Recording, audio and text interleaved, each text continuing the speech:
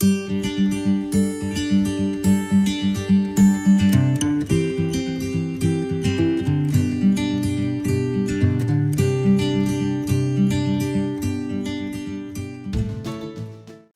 morning, dear friends. Greetings to you all in the name of our Lord and Savior Jesus Christ. Welcome to Soul Fuel Morning Meditations in English. It's Wednesday, the 6th of January, and the verse chosen for today's brief meditation is taken from St. Paul's letter to the Philippians, chapter 4, verse 4. Rejoice in the Lord always. Again, I'll say rejoice. Spontaneity, I believe, is always exciting. But I think most of the time we like structure and routine. We all like to know what's expected to happen. We like the comfort of normalcy. But what happens when our normal is turned upside down? There are many events that could happen in our lives to cause this, but currently we are dealing with one that has upended all our lives, the COVID-19 virus, and the recent news about the new strand of virus in different countries and in our country too. We are all having to deal with a new normal. And when you look around, you see worry, you see fear, and you see panic. It is important at this particular phase that we don't get caught up in it. But the question is there anything that can help us to stay stable in times of instability? St. Paul introduces this chapter 4, with the command to stand firm in the Lord. The meaning of the command is found in what Paul said in the earlier chapters about living the Christian life. To stand firm is to hold your ground and resist all effort to get you to retreat. We are to continue to live in godliness despite all the things that exist that pressure us to give up and return to our sin. We must stand firm against the desires of our flesh, the pressures of this world, and the attacks of our adversary, the devil. The church is called to stand firm in the Lord. Note it, in the Lord. Not in what once was or in what we want things to be, but in the Lord. Like Israel, guided by the pillar in the wilderness, God's people are called to go and move following where God leads, to stay and not be moved when the Lord calls us to hold the line. As the world and the culture around us has become less hospitable to Christian conviction, or in some cases resistant to it, the church is called to stand firm in the Lord.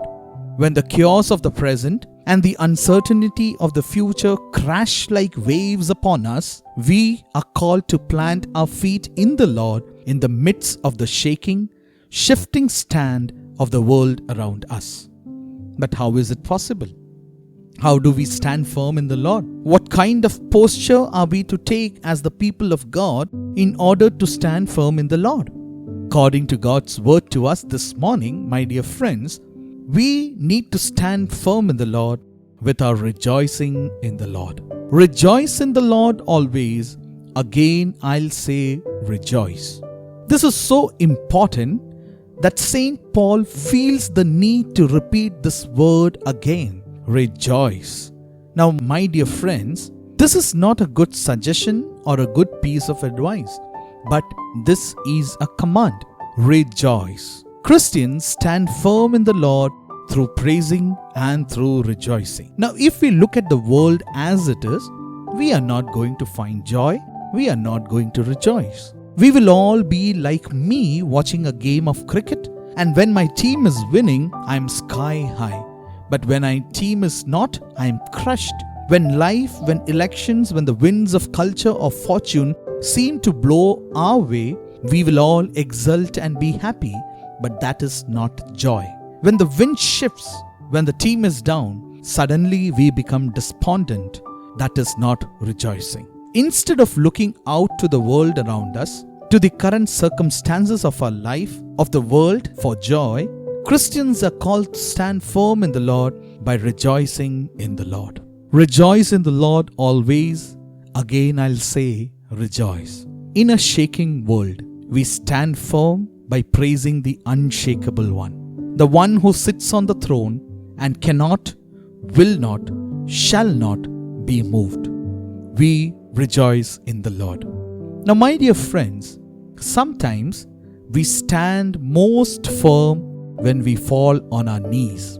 Prayer drives out worry. The strength to stand firm in the Lord often comes from time spent on our knees in prayer. Worry flees as trust grows. Fear fades in the presence of the Most High.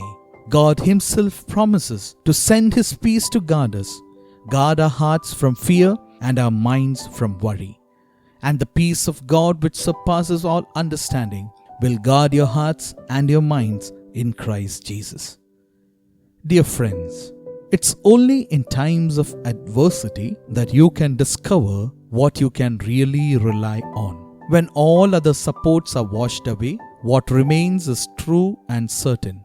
And Paul has learned that one reliable thing is the steadfast faithfulness of God. God has seen him through.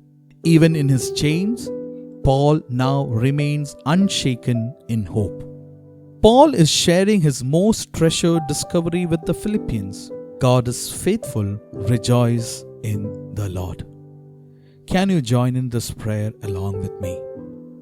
Heavenly Father, when we are keeping low, seeing the things around us, help us to raise our hand in praise and rejoicing, knowing that the King is still on the throne and worthy of praise. May we always stand firm on our knees in prayer, bringing our thanksgiving and requests to you, and receiving the peace only you can give. In the name of the Father, the Son, and the Holy Spirit. Amen. God bless you.